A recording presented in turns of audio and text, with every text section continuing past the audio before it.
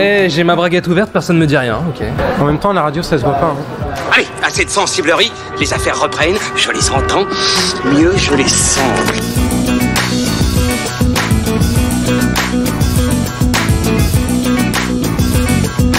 Qu'est-ce que c'est que ce foutoir, mon petit Bernard? C'est l'engin de guerre le plus puissant de tout l'univers. Salut à tous et bienvenue sur Séance Radio. On est très heureux de vous retrouver les amis pour une saison 2 de Fin de Séance, votre podcast ciné qui débriefe les films à l'affiche avec un verre à la main et le micro dans l'autre. Nous sommes toujours au Hurling Pub. Bien joué les amis, vous les avez entendus à côté de moi, mes petits camarades.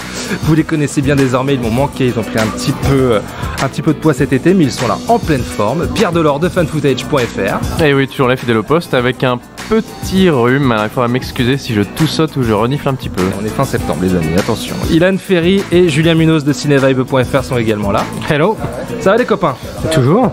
Bon, très bien. Aujourd'hui, pour cet épisode 1, saison 2, nous vous proposons une spéciale Made in France ou French Touch. C'est au choix car nous allons nous pencher sur deux très gros morceaux du cinéma qui risquent bien de susciter le débat. Vous allez entendre Climax de Gaspard Noé et les Frères Sisters de Jacques Audiard. Ça vous dit? C'est parti. Allez, c'est parti. Bon, cette mission, c'est quoi? Et c'est une nouveauté, et on en est très content d'ailleurs, puisque désormais, avant que l'on échange autour des films, nous allons écouter vos avis à chaud, que l'on a recueillis en sortie de salle avec notre petit micro, n'est-ce pas Pierre? Oui, en mission spéciale, on est allé à la rencontre des vrais gens. Bah oui, des vrais gens, parce que votre avis est très important. Exactement. Et ça va nous aider à argumenter autour après. Et donc je vous propose qu'on attaque avec Climax. C'est parti, attention les oreilles. Alors Gaspard Noé, la honte du cinéma français. Climax, les anges de la télé-réalité sous LSD. Il y a quelqu'un d'intéressant qui disait récemment que le cinéma, c'était censé montrer ce qu'on voyait pas dans la vraie vie. Là, il nous montre tout ce qu'il y a de dégueulasse qu'on connaît dans la vraie vie. Moi, j'ai envie de voir autre chose quand je vais au cinéma. Alors moi, je voulais dire que effectivement, c'est assez décevant. Enfin, en tout cas, c'est un film moralisateur sur les drogues, finalement assez anti-drogue, alors que c'est ça qui fait un peu putassier. Voilà. C'est ultra violent, quoi. Enfin, moi je trouve. Après, il se passe rien visuellement, c'est pas non plus. À l'image, il nous met rien, mais bon, prend quand même bien cher. Hein. Moi, j'ai pas été aussi choqué que pendant Irréversible ou Love. Enfin, peut-être parce que justement, je les avais vus avant. Je pense que si c'était mon premier film de Gaspard Noé, j'aurais peut-être été un peu plus choqué. Mais ouais, c'est quand même un gros morceau. Monsieur Noé, s'il vous plaît, arrêtez de faire du cinéma. Monsieur Noé, s'il vous plaît, arrêtez de faire du cinéma. Si c'est pas lapidaire comme réaction, ça, les copains, je sais pas ce qu'il faut. Qu'est-ce que vous en pensez? Est-ce que on souscrit à ce que Sabrina a dit ou pas? Qu'est-ce que vous en pensez? Oh bah non. Pourquoi?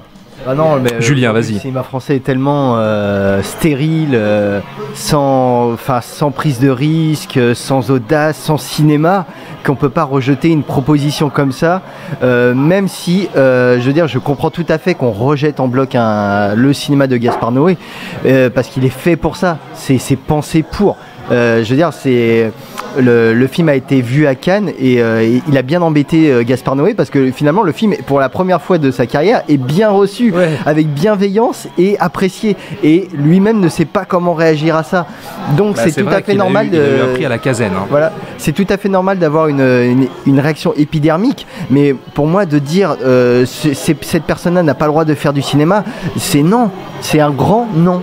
Il faut qu'il y ait même si c'est un sale gosse, il faut qu'il y ait des personnalités comme ça pour un peu dynamiser un cinéma français qui est en pleine décomposition. Pour nous faire chier, pour un peu déstabiliser l'expérience. Tout à fait, c'est un film qui est pensé pour ne rebuter le spectateur, pour casser ses habitudes. On a un générique de fin qui apparaît dès le début, on a le générique de début qui apparaît à la moitié du film. Je veux dire, tout est cassé, il y a aucune logique. Enfin, aucune logique. Je veux dire, tout est fait pour casser les habitudes du spectateur et le malmener. Donc a priori il a réussi pour certaines personnes. Il prend personne en traître, on va dire, dans tous les cas. Quand on va voir un film de Gaspard Noé, a priori on sait à quoi s'attendre. Oui, c'est sa marque de fabrique. Oui, Ilan. Pour parler du film, alors tout d'abord je vais rebondir sur une chose qu'avait dite Julien, mais qui n'était pas dans le podcast. À la sortie du film, il m'avait envoyé un texto en disant croire Climax, Gaspard Noé a assisté à tes soirées Pinard Nanar. Donc je voudrais rétablir une justice. Gaspard Noé n'a jamais assisté à mes soirées Pinard Nanar. Voilà, dommage. ça c'est dit. Voilà. Qui valent le détour. sûr. Exactement. Mais oui, donc pour revenir sur Gaspard Noé, oui, c'est un poil à gratter du cinéma français dont on a besoin, qu'on adhère ou pas à son cinéma, et c'est très bien aussi qu'on y adhère pas, parce que c'est fait pour ça. Un cinéma qui est trop consensuel, c'est un cinéma qui est chiant, et donc on peut au moins Gaspard Noé a ce mérite de ne pas être consensuel et de provoquer le débat. C'est une des choses que j'aime chez lui. Concernant Climax, il faudrait peut-être remettre un peu le film dans le contexte. Le film était né d'une envie de Gaspard Noé de faire un documentaire sur des danseurs de voguing. Il avait assisté à une soirée, il avait vu ces danseurs extraordinaires faire ses danses incroyables. J'allais dire se dandiner, mais c'est un peu trop péjoratif. Et il avait voulu faire un documentaire là-dessus. Il avait appelé Esquad, son producteur, qui lui a dit ok, Banco fait un documentaire là-dessus.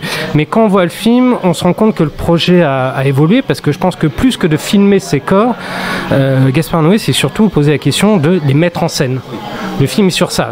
Le film répond à cette problématique qui est comment mettre en scène des corps comme ça, comment filmer plutôt des corps comme ça en les mettant en scène dans un contexte particulier, en mettant dos à dos deux types de chorégraphie, qui est la chorégraphie de ses danseurs et la chorégraphie de la caméra de Gaspard Noé, qui forment, on va dire, un ensemble assez harmonieux, parce que quand on voit le premier plan séquence qui est absolument incroyable, on se dit que ces deux arts-là étaient faits pour se rencontrer. On voit cette véritable fascination qu'a Gaspard Noé pour ses danseurs, la manière dont il a envie de filmer des corps en mouvement, comment ils se déplacent dans l'espace, parce que tout le film est sur ça en fait.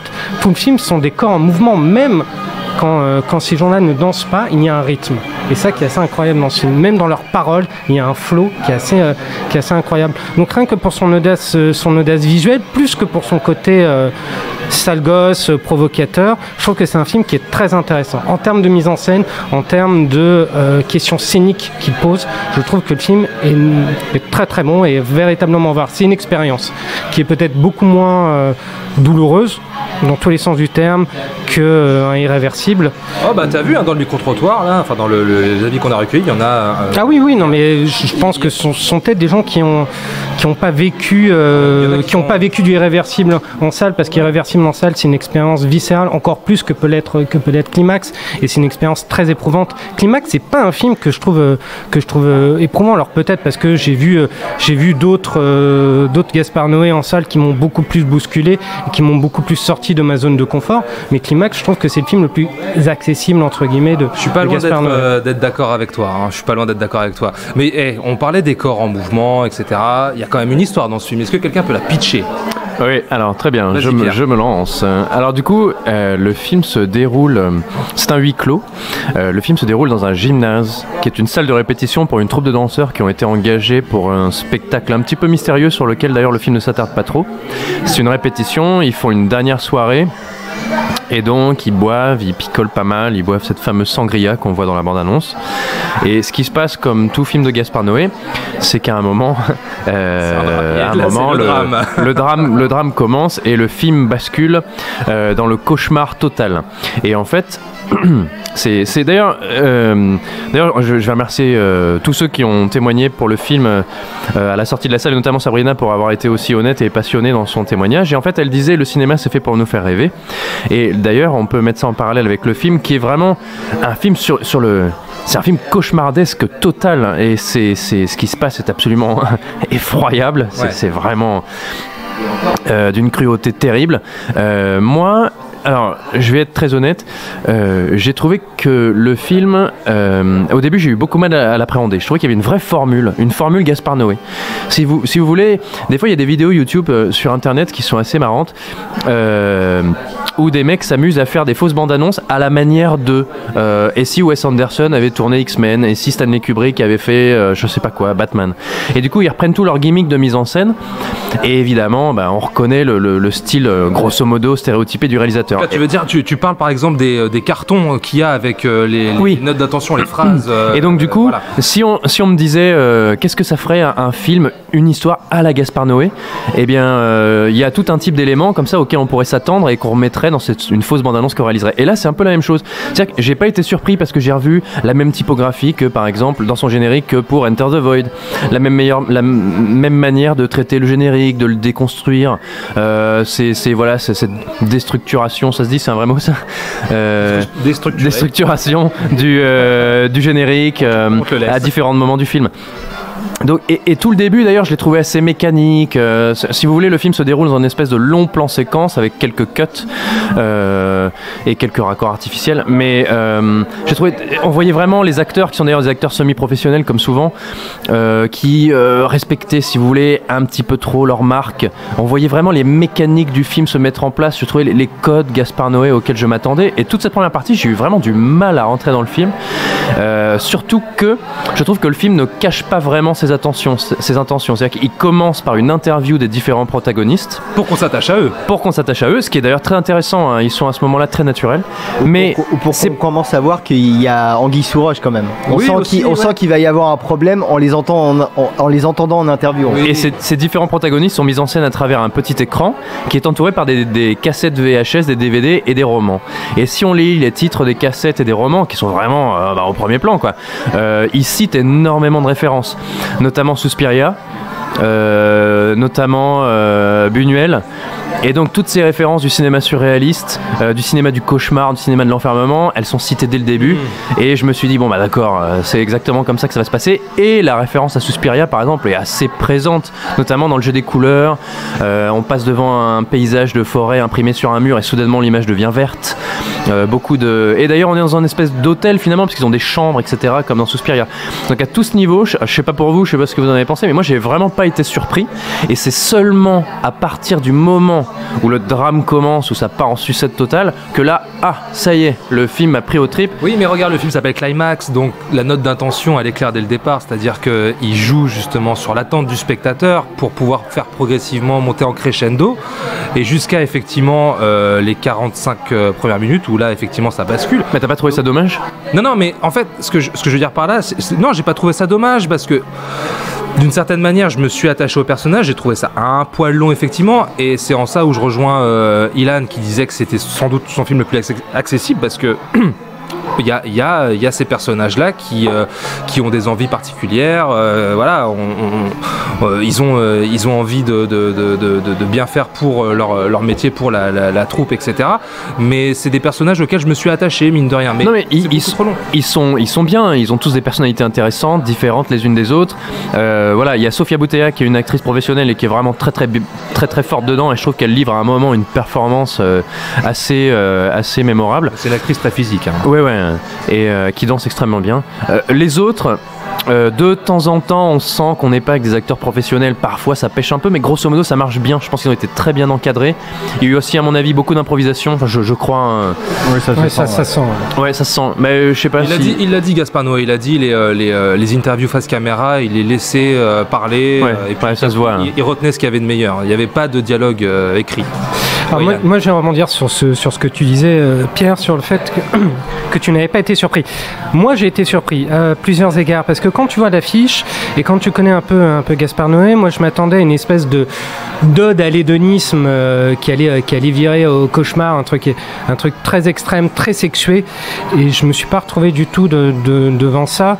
Il y a aussi un autre mot que tu as utilisé, qui est le mot performance, et c'est exactement ça qui m'est venu à l'esprit quand j'ai vu le film. Pour moi, j'ai l'impression de voir une performance artistique, mais dans tous les sens du terme. Complètement. Une performance de la part des acteurs, mais aussi une performance de la part de Gaspard Noé qui joue avec sa caméra comme eux jouent avec leur corps. Il a fait une espèce de film concept qui est assez fascinant et qui est très bien souligné d'ailleurs par la photo à la fois baroque et très travaillée de Benoît Deby qui s'amuse comme un petit fou. Et la technique, juste je te coupe une seconde, la technique pure, hein, parce que sa caméra, moi je trouve ça absolument bluffant, rien que pour la performance technique. D'une liberté, mais à tel point que je rêve de voir le making of, parce que j'aimerais comprendre parfois comment il a fait. C'est vraiment impressionnant. Moi excuse-moi, je te coupe. Et moi quand j'ai vu le film, je me suis dit, ça serait dingue ce qu'arriverait à faire Gaspard Noé avec le cinéma virtuel. Exactement. Mais je pense que ça ne l'intéresse absolument pas. Mais je me dis, si ce mec s'y intéressait, je pense qu'on aurait vraiment un résultat de dingue. Alors, il s'y intéresse, mais pour l'instant, il trouve que c'est pas assez au point, que ça pixelise un peu trop au niveau des images. C'est pour ça que pour l'instant, il s'intéresse pas. Il veut pas faire de réalité virtuelle. Mais je pense que c'est quelque chose qui intéresse parce que, comme tu dis, quand tu vois le film, tu dis c'est impossible que ça l'ait pas titillé à un moment donné. Et ce qu'on peut peut-être ajouter sur ce film, c'est que ces personnages enfermés les uns les autres, ce trip qui vire au cauchemar, selon moi, je sais pas, le film est vraiment libre à l'interprétation, hein, il explique pas vraiment son propos, et d'ailleurs c'est une qualité, mais on voit comme une espèce de microcosme de la société, un élément déclencheur, les uns et les autres qui s'entre-dévorent. Ah mais pour moi ça parle clairement du chaos lié à l'humanité en fait qui se veut créer quelque chose de beau. Donc par exemple ce numéro de danse qui est absolument dingue au départ, moi qui m'a fait complètement rentrer dans le film dès le départ. Donc ce qui fait que malgré la trajectoire du film qui est très claire et que on anticipe dès le début, fait que j'étais rentré complètement dans le film. Et donc cette humanité qui veut créer des choses magnifiques et qui finalement ne fait que échouer parce qu'ils sont humains. Ils ont de l'avidité, il y a de la jalousie, il y a de la cupidité, enfin tout ce genre de choses qui vont transparaître et amener à ce gâchis total qui est une troupe de danse, hein, qui est les agissements de cette troupe de danse et qui aboutit à la destruction et à la mort et à tout ce qu'on veut, quoi. Par contre, voilà, il y a cette espèce de mystère qu'il installe dès le début du film sur ce fameux, parce qu'il dit Sangria. Cette troupe, il dit cette troupe, c'est très bizarre, on nous parle tout le temps de Dieu, on est face à un drapeau, je comprends pas ce drapeau, qu'est-ce que c'est que ce drapeau?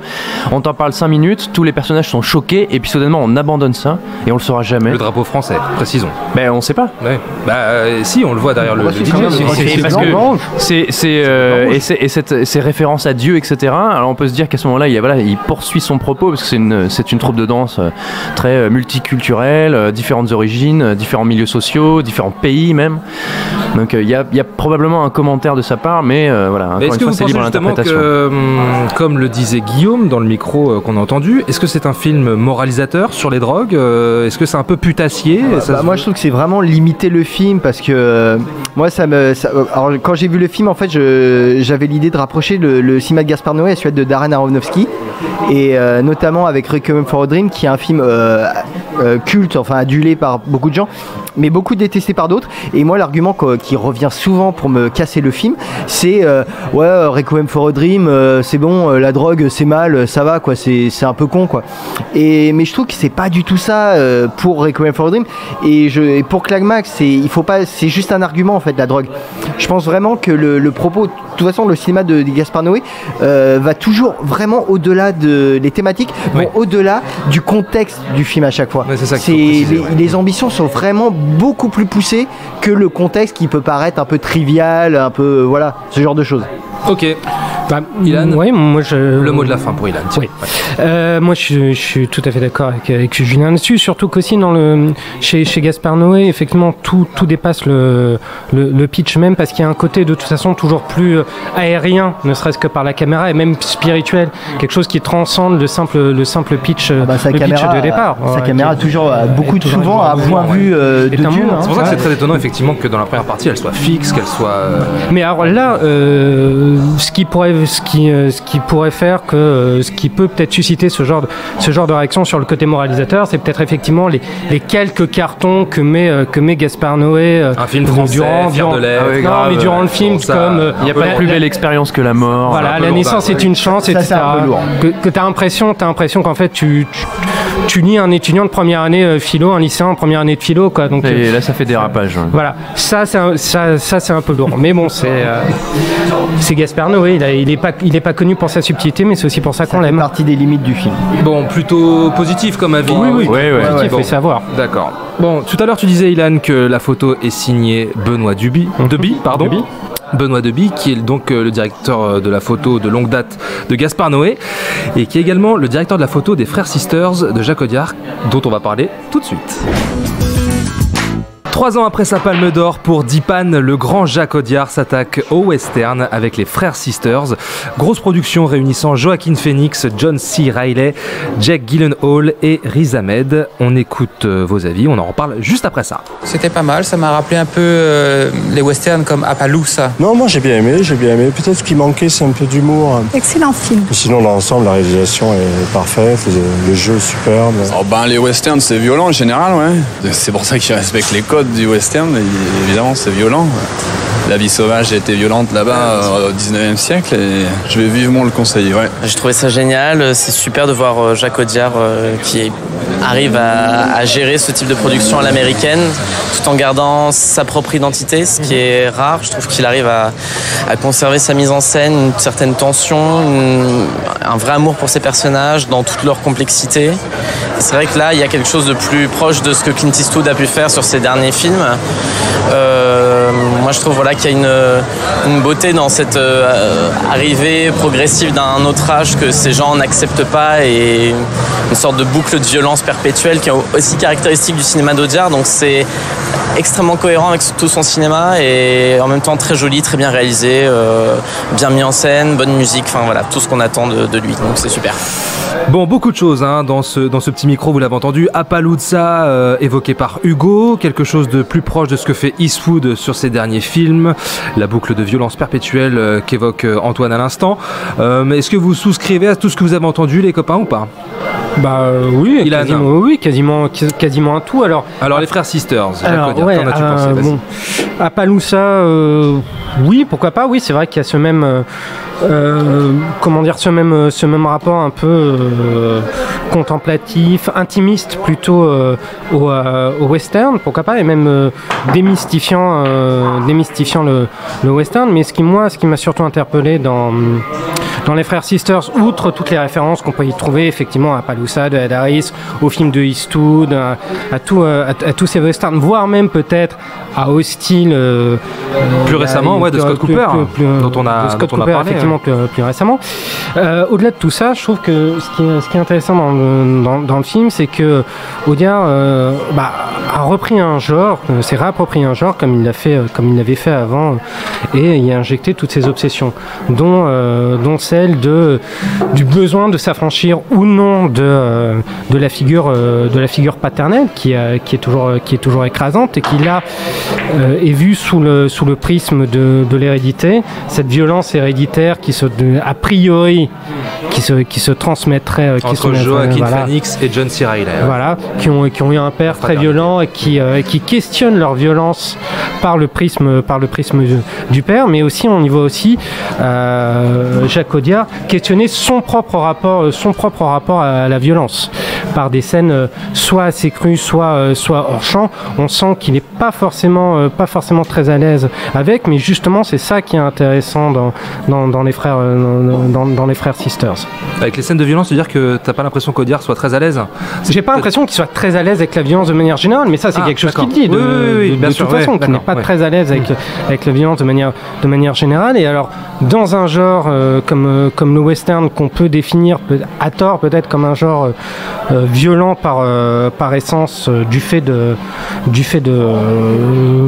du contexte dans lequel il s'inscrit qui est l'Ouest sauvage. Effectivement, je pense que c'est aussi une manière pour Audiard de se pousser dans ses derniers retranchements et de voir de quoi il est capable et comment il peut reprendre à lui un mythe et en faire sien. Mais t'as bien aimé? Ah, moi j'ai beaucoup aimé les Frères Sisters.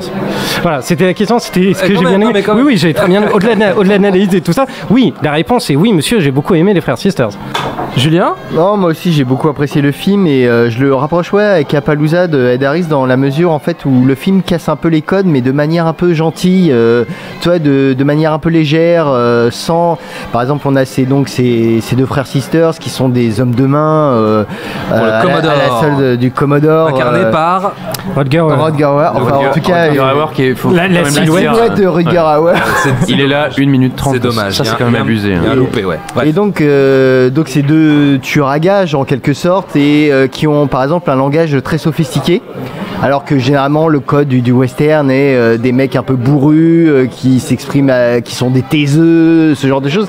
Et là les mecs ont un langage un peu précieux. Il y a un peu tout ça et donc ça casse pas complètement le genre. C'est pas non plus, je sais pas moi, l'assassinat de Jesse James, ce genre de choses.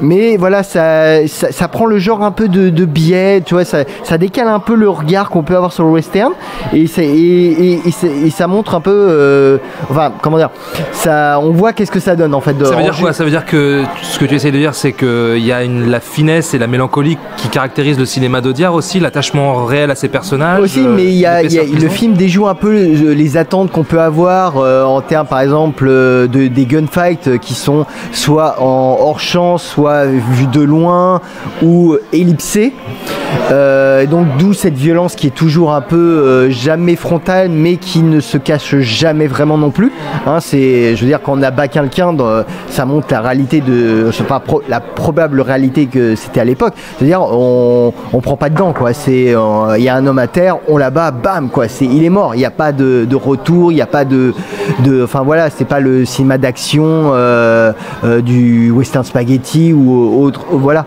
Donc voilà, j'aime bien ce regard de biais en fait du genre, voir qu'est-ce que ça donne si on décale un peu les lignes. Voilà. Ok, Pierre. Bon bah alors moi, exactement comme mes petits camarades, hein, j'ai énormément aimé, j'ai beaucoup aimé Les Frères Sisters. Je trouvais que c'était vraiment un très beau film, un film très sensible.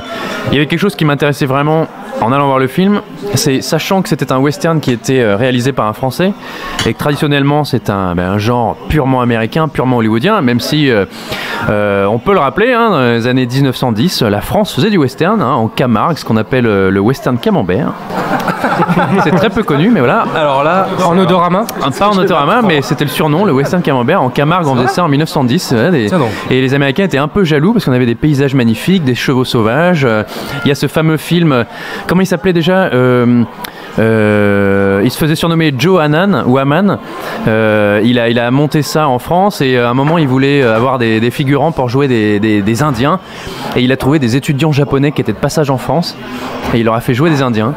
Non, c'est une vraie curiosité, faut s'y intéresser. Il y a un collectif français qui s'appelle Western, mais avec une écriture francisée, OU, Western, qui essaie de mettre en avant ce cinéma et de retourner des films dans ces paysages camarguais. Enfin bref, tu vois, petite parenthèse.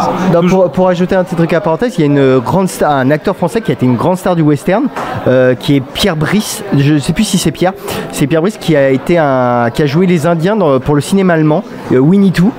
Et qui était une énorme star en Allemagne, encore plus populaire que Alain Delon, un contemporain. Et donc, ouais, on est en termes de cinéma français, on n'est pas des grands absents du western. Non, mais il y a une certaine histoire. Ouais. Alain Delon a joué Zorro, ne l'oublions jamais. Non, mais surtout, moi, ce qui m'intéressait, c'est comment un Européen et un Français pouvaient traiter le western, parce qu'on sait que les Italiens sont rentrés avec fracas dans le western, ils ont bouleversé non seulement le western, mais le cinéma. Particulièrement bien sûr avec Sergio Leone. La trilogie du Et là, je me disais, Jacques Audiard, qu'est-ce qu'il peut amener? Parce que souvent la position, c'est soit je vais essayer de jouer le malin et de déstructurer le western et d'amener une composante presque plus intellectuelle d'Européens, etc. Voilà. Soit on est dans la déférence totale et je n'ose pas et je respecte les codes stricto sensu et j'arrive pas à m'en détacher et finalement ça n'a pas un grand intérêt.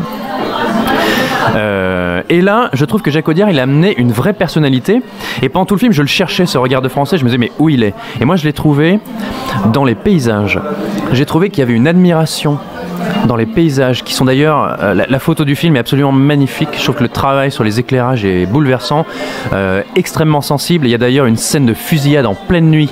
Donc là, tu dis que Benoît Deby fait un meilleur travail sur les Frères Sisters que sur Climax. Sur Climax, ça a dû être difficile, hein, avec le positionnement de caméra, je sais pas où il a mis ses lumières. Mais il y a voilà, des très très très belles scènes et on sent qu'il s'attarde et je pense qu'il a été émerveillé par certains paysages, notamment des paysages de montagne et des paysages de forêt. Moi j'ai trouvé ça très beau, un paysage de plage aussi, c'est des choses qu'on voit pas si souvent et parfois je trouve que le western américain ne traite pas ces paysages avec autant de de poésie. C'est quelque chose auquel ils sont habitués, et le français qui arrive en territoire américain, forcément, il se prend ça en pleine face. Et c'est... je suis pas tellement d'accord avec toi. Moi, j'ai vu ça. J'ai trouvé qu'il y avait une admiration pour ces paysages. Il te met pas ça dans la tronche. Hein. Ça reste discret. C'est subtil. Mais je l'ai vu là. C'est subtil, et de toute façon, le cinéma de Jacques Audiard est bien subtil. sûr, mais tu vois la discrétion dont tu parles sur les paysages qui ont une réelle importance dans ce genre-là, à mon sens. Moi, je pense surtout que j'ai un problème avec ce film parce que je lui reconnais de très très grandes qualités. Je trouve que c'est un très très beau film. Un peu long. Qu'il est porté par de très grands personnages.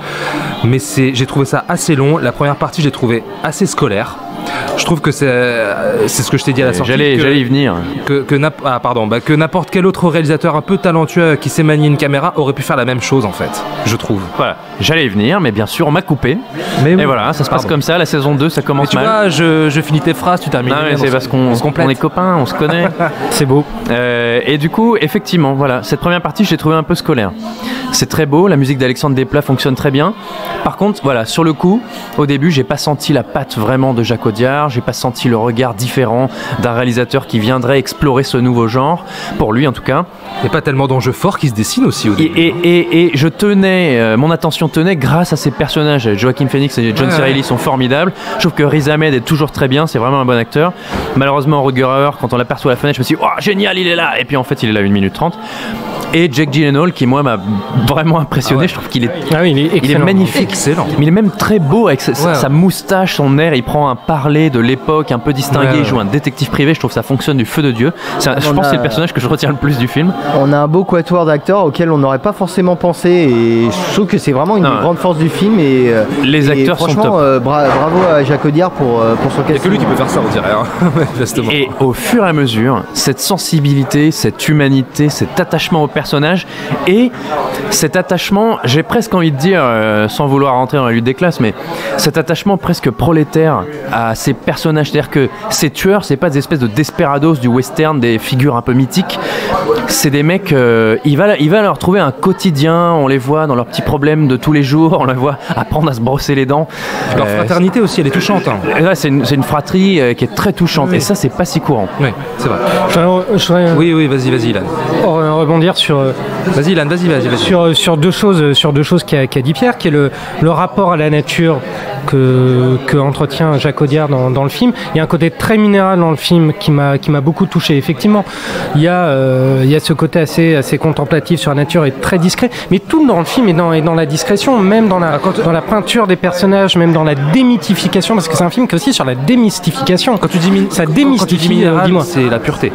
Ouais, oui, parce que tout à fait. Minéral, oui, non, je parle pas de il y a des fleuves, mais voilà, surtout pas Hurling. Mais voilà, il y a un côté extrêmement minéral, extrêmement pur, extrêmement discret. Toute cette discrétion, toute cette subtilité que j'ai trouvé, que j'ai beaucoup aimé dans le film. Et en fait, les choses arrivent de manière très naturelle, très naturelle. C'est quasiment instinctif. Et moi, je trouve qu'effectivement, Audiard, je l'ai trouvé tout de suite. J'ai retrouvé toutes ces obsessions, ce que je disais tout à l'heure. Et je pense que si on devait donner un autre titre au film, ce serait Regarde l'école te tomber, parce que pour moi, c'est du pur Audiard dans la lettre et dans l'image. Okay. Après, pour revenir, alors je remercie encore une fois Antoine, je trouve qu'il a fait un très très beau témoignage et une très belle analyse. Ouais, on devrait l'embaucher.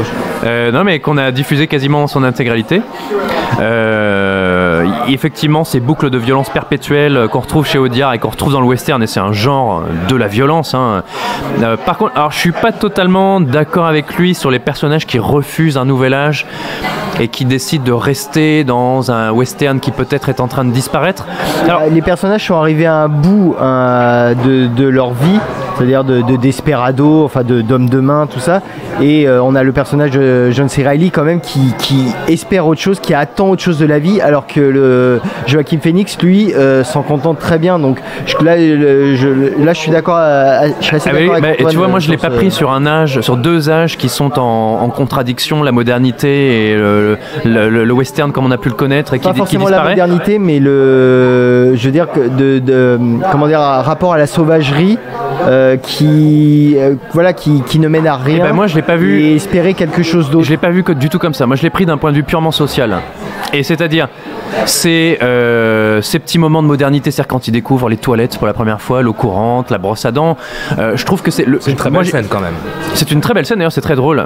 Moi j'y vois pas un commentaire sur la modernité. Moi j'ai vraiment pris ça de manière sociale, et Joaquin Phoenix, cet attachement à la sauvagerie, etc. J'y ai vu un homme qui aspire à s'élever dans la hiérarchie sociale et la hiérarchie du crime, puisqu'il rêve d'une chose. Désolé, je spoil un tout petit peu. Si vous voulez pas de spoiler, vous pouvez zapper de quelques minutes. Il rêve de renverser le Commodore qui l'a engagé. Il veut prendre sa place. Et il aime la richesse. Je le vois pas refuser la modernité. Il est très heureux de s'afficher avec un beau costume et un cigare. Et en fait, si tu veux, c'est un discours qu'on retrouve dans n'importe quel film de mafieux sur celui qui est la petite main qui part de rien et qui rêve de devenir le boss, le don de telle mafia. Et John C. Reilly, lui au contraire, c'est quelqu'un qui, dans son personnage, dans son attitude, n'aspire pas il n'a pas une vision passéiste des choses, il aspire lui à une forme de simplicité, de retour aux sources, mais de retour aux sources familiales en fait. Il est dans la rédemption quoi. Il est dans la rédemption, il parle de leur mère, il parle de leur père, de ce qui s'est passé quand ils étaient enfants. À un moment, on a une scène de flashback. Pour moi, c'est ça. Il aspire à une vie plus simple, une vie plus naturelle. Ça le fait pas rêver tout cet argent. Et d'ailleurs, il est dans ce milieu pour son frère, pour son amour familial.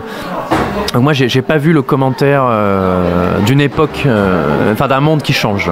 Non, et puis il faut dire que depuis Impitoyable, on va absolument donner au western cette espèce d'identité crépusculaire sur le temps qui passe, le refus de passer à un autre âge, etc. Je pense qu'il faut laisser à Eastwood, il faut laisser à César ce qu'il y a à César, donc à Eastwood ce qu'il y a à Eastwood, et à Audiard ce qu'il y a à Audiard, comme aux autres auteurs ce qui a été le cas par exemple pour l'assassinat de Jesse James, qui est un pur film de son auteur, d'Andrew Dominic, comme Hostile, qui est un pur film de son auteur, Scott Derrickson. Scott Cooper, pardon. Donc tout n'est pas archétypal dans le western, même si on réutilise des figures imposées. Après, tout est une question d'écriture, dans tous les cas. Exactement. Bon. Ok. Il y avait quelque chose que disait Jacques pour terminer dans le micro qu'on a fait là, c'est que tout bêtement, il va vivement le conseiller. On le conseille, les amis? Oui, tout à fait. On le conseille. Pierre, est-ce que tu conseilles les frères Sisters? Reviens par là. Oui, désolé, je suis allé virer des gens qui voulaient s'installer à notre place pendant qu'on enregistre. Moi, je le conseille fortement. Effectivement, c'est un petit peu long. Il y a un petit moment, je trouvais le temps long, mais c'est un film qui est très beau, qui est très touchant. Et en fait, ne serait-ce que pour la scène finale, qu'on va pas révéler, mais j'ai trouvé super. Moi, ça m'a tiré les larmes aux yeux. Je trouve que la scène finale est magnifique. Le final est très très beau. Vraiment inattendu. Là, éventuellement, on peut trouver une originalité. Moi, je m'attendais. Si, c'est très cohérent avec le film, mais dans le style du western, c'est pas si courant. Donc rien que pour ça, il faut aller le voir. Et ben voilà, c'est en salle, allez-y. Oui, Julien, pour terminer. On le conseille parce que le western n'est pas mort, monsieur. Allez, c'est tout pour aujourd'hui. Rendez-vous sur séanceradio.com, iTunes, SoundCloud et Spotify, les copains. Wow. Ça progresse tout ça, Spotify, fin de séance, très très facile pour nous retrouver. Avant de vous quitter, on va faire quelques petits remerciements. On va faire un gros bisou à Hakim Mahadadi sur Twitter, qui est un fidèle parmi les fidèles, avec qui on échange pas mal. Qui nous ont laissé des très gentils messages, ça nous a fait vraiment plaisir, donc on les remercie du fond du cœur. Cet été, il nous a classé dans son top 40 des podcasts à écouter. Ça a été repris, il y a eu des petits retweets, des petits likes. C'est pas rien, c'est hyper sympa. Ça fait, un homme de goût. Très plaisir, effectivement, un homme de goût. On va remercier également Mathieu, autre auditeur fidèle sur Twitter, @OneListen, un de nos auditeurs fidèles à qui je fais un gros bisou.